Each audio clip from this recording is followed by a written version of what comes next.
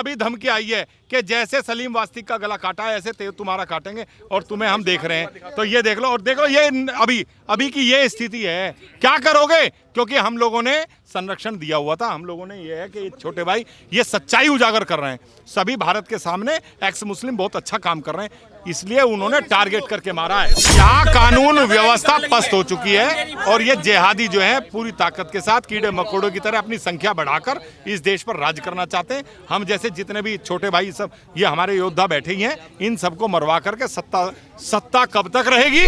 मोदी जी को धमकी दे रहा है खुलेआम, तुम्हारा भी गला ऐसा काटेंगे।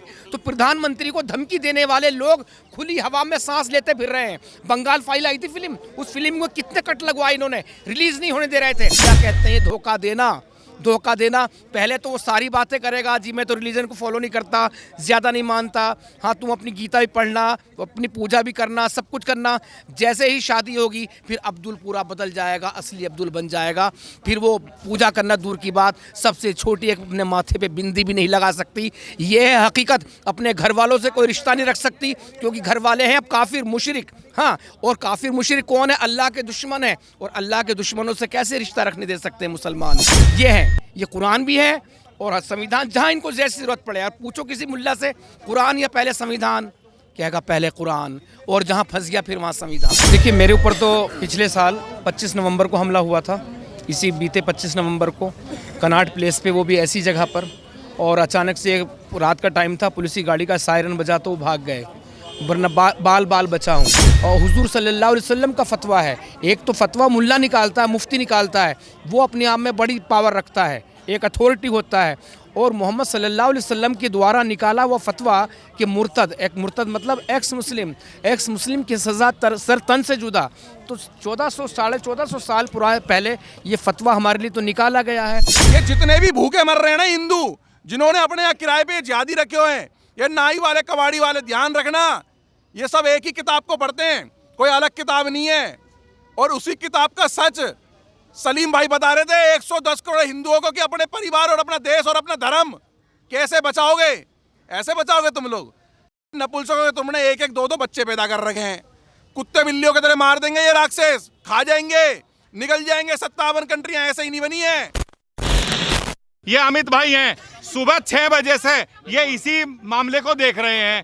अभी इनके पास जो है अभी धमकी आई है कि जैसे सलीम वास्तिक का गला काटा है ऐसे तुम्हारा काटेंगे और तुम्हें हम देख रहे हैं। तो ये देख लो और देखो ये अभी की ये स्थिति है, क्या करोगे? क्योंकि हम लोगों ने संरक्षण दिया हुआ था। हम लोगों ने ये है कि छोटे भाई ये सच्चाई उजागर कर रहे हैं, सभी भारत के सामने एक्स मुस्लिम बहुत अच्छा काम कर रहे हैं, इसलिए उन्होंने टारगेट करके मारा है। अब ये रहा, ये लो, एक में चुप हो जाना भाई। जितने भी एक्स मुस्लिम है ना, ये सारे बस पैसे के खाने वाले हैं। और ये रहा नंबर, आप देख रहे हो, ये रहा नंबर अभी। तो ये स्थिति है, ये है +60, देख रहे हो? तो ये स्थिति है भैया। खाली कैमरे के आगे जितने भी कैमरे के आगे भाई हम सक्षम हैं, मैदान में आओगे तो तुम्हें दालाने का। यहाँ कानून व्यवस्था पस्त हो चुकी है और ये जिहादी जो है पूरी ताकत के साथ कीड़े मकोड़ों की तरह अपनी संख्या बढ़ाकर इस देश पर राज करना चाहते हैं। हम जैसे जितने भी छोटे भाई सब ये हमारे योद्धा बैठे ही हैं, इन सबको मरवा करके सत्ता कब तक रहेगी? आज सलीम वास्तिक को काटा है जो सनातन का काम कर रहे थे, कल ये हमारे छोटे भाई को काटेंगे, फिर अब्दुल्ला का काटेंगे, फिर इमरोज को काटेंगे, फिर मुझे काटेंगे, फिर इन्हें काटेंगे। हम तो कट सकते हैं लेकिन अपने बच्चों को बचाने के लिए आखिरी सांस तक लड़ेंगे। अब आप लोगों को देखना है क्या करना। जितने ये तो सलीम भाई के घर पे मारने आए, तुमने तो अपनी गलियों में, अपनी मार्केटों में, अपनी मंडियों में, अपनी दुकानों में तुमने तो बसा रखे हैं ये चारों तरफ। ये तुम्हारे को, ये दूर से नहीं आएंगे, तुम्हारे से 2 कदम 4 कदम, ये 10 कदम की दूरी से आकर के मारेंगे तुम्हें। ये जितने भी भूखे मर रहे हैं ना हिंदू, जिन्होंने अपने यहाँ किराए पे जिहादी रखे हुए हैं, ये नाई वाले कबाड़ी वाले, ध्यान रखना, ये सब एक ही किताब को पढ़ते हैं, कोई अलग किताब नहीं है। और उसी किताब का सच सलीम भाई बता रहे थे 110 करोड़ हिंदुओं को कि अपने परिवार और अपना देश और अपना धर्म कैसे बचाओगे। ऐसे बचाओगे तुम लोग? नपुंसकों के तुमने एक दो बच्चे पैदा कर रखे हैं, कुत्ते बिल्लियों की तरह मार देंगे ये राक्षस, खा जाएंगे, निकल जाएंगे। 57 कंट्रियां ऐसे ही नहीं बनी है। कोई पार्टी शादी ब्याह में खिला पुलू करके कोई इनविटेशन देकर 57 कंट्री ना बनिए, गले काट काट करके बनिए। अगर कुछ भी नहीं कर सकते ना, आज शाम को जाकर के अपनी बेटियों को और अपने बेटों को और अपनी औरतों को यूं बोल देना कि साले जो तुम्हारे घर में छोटे छोटे सब्जी काटने वाले ना, दोनों तरफ धार लगा करके रख लो। कल परसों हफ्ता महीना 2 साल 3 साल 10 साल 15 साल बाद तुम्हारे घरों में घुसेंगे और चीखें निकलेगी और पड़ोसी तुम्हारा दरवाजा भी नहीं खोलेगा। इतने बर्बरता से मारे जाओगे। ध्यान रखना, ये जो मारा गया ना कमलेश तिवारी, रिंकू शर्मा, कन्हैया हत्याकांड और ऐसे ऐसे जब बता रहे चिल्ला चिल्ला करके कि 10 करोड़ हिंदुओं को पूरी दुनिया में मार दिया गया, उसके बाद भी तुम सोच रहे हो कि हमारे पड़ोसी अब्दुल अच्छा है और लड़की कह रही है हमारा जो अब्दुल अच्छा है। कोई अच्छे नहीं है। मैं आपसे हाथ जोड़ के बोल रहा हूं, मैं बोल रहा हूं कि बहुत तगड़ी होगी जाटवों की जातियां और बहुत तगड़ी होगी वाल्मीकियों की जातियां और बहुत तगड़ी होगी गुजरों की जातियां। जातियां तो ऐसे दिखाओ ना, जिहादियों को ठिकाने लगा करके आपस में दिखा रहे हो कि मैं गुज्जर, मैं वाल्मीकि, मैं जाट, मैं राजपूत, मैं फलाना, मैं ढिमकाना। तुम्हारे बक्कल उतारेंगे ये बक्कल, ध्यान रखना।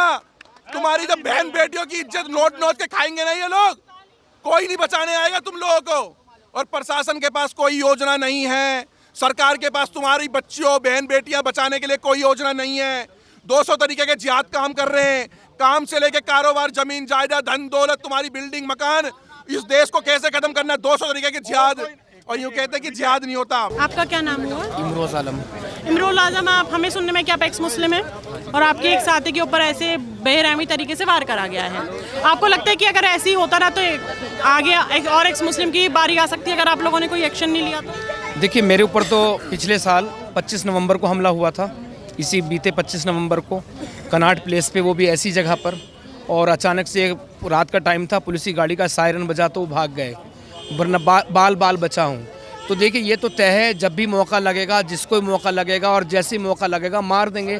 क्योंकि इनका तो हुजूर सल्लल्लाहु अलैहि वसल्लम का फतवा है। एक तो फतवा मुल्ला निकालता है, मुफ्ती निकालता है, वो अपने आप में बड़ी पावर रखता है, एक अथॉरिटी होता है। और मोहम्मद सल्लल्लाहु अलैहि वसल्लम के द्वारा निकाला हुआ फतवा कि मुर्तद, एक मुर्तद मतलब एक्स मुस्लिम की सज़ा सर तन से जुदा।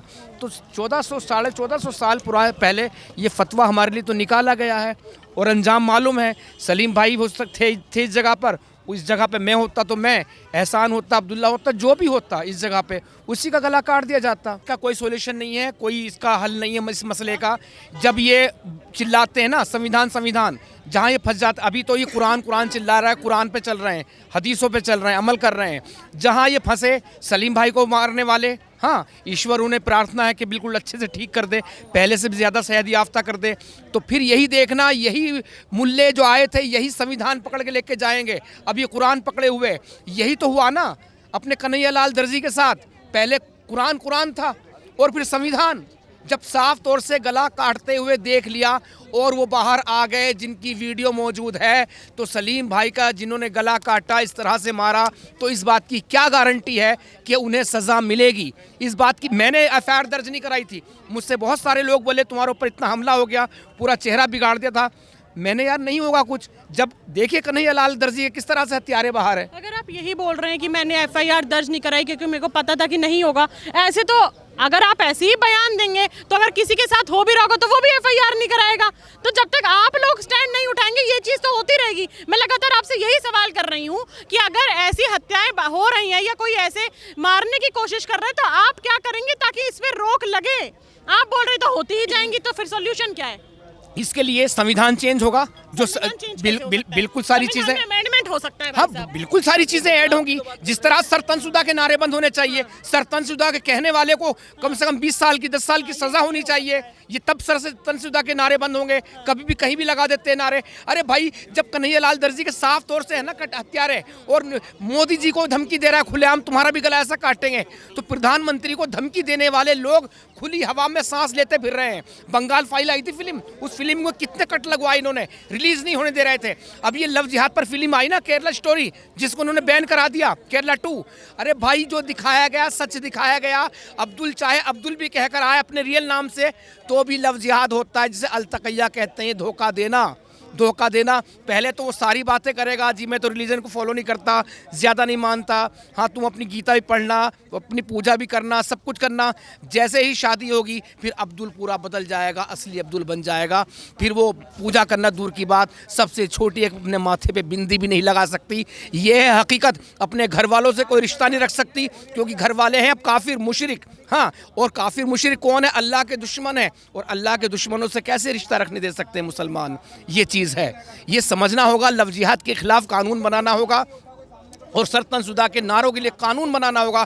तब मैं मानूंगा कि मैं एफआईआर दर्ज करूंगा तो मेरी एफआईआर की सुनवाई होगी, सुना जाएगा। अब सलीम भाई के देखिए, ईश्वर उन्हें अच्छा कर दे, और उन हत्यारों की बड़े आज इन घर में जश्न होगा, ईद मनाई जा रही होगी। जैसे ईरान ने इजराइल पर हमला किया था ना, सॉरी हमास ने जब हमला किया था, तो ईरान तक पूरी दुनिया में जश्न मनाया गया था, ईद मनाई गई थी। जब इजराइल ने पलट जवाब दिया तो फिर चीखना है, फिर चिल्ला रहे, फिर इंसानियत, फिर ये लेके आ रहे मानव अधिकार। ये है, ये कुरान भी है और संविधान। जहाँ इनको जैसी ज़रूरत पड़े, यार पूछो किसी मुल्ला से कुरान या पहले संविधान, कहेगा पहले कुरान, और जहाँ फंस गया फिर वहाँ संविधान।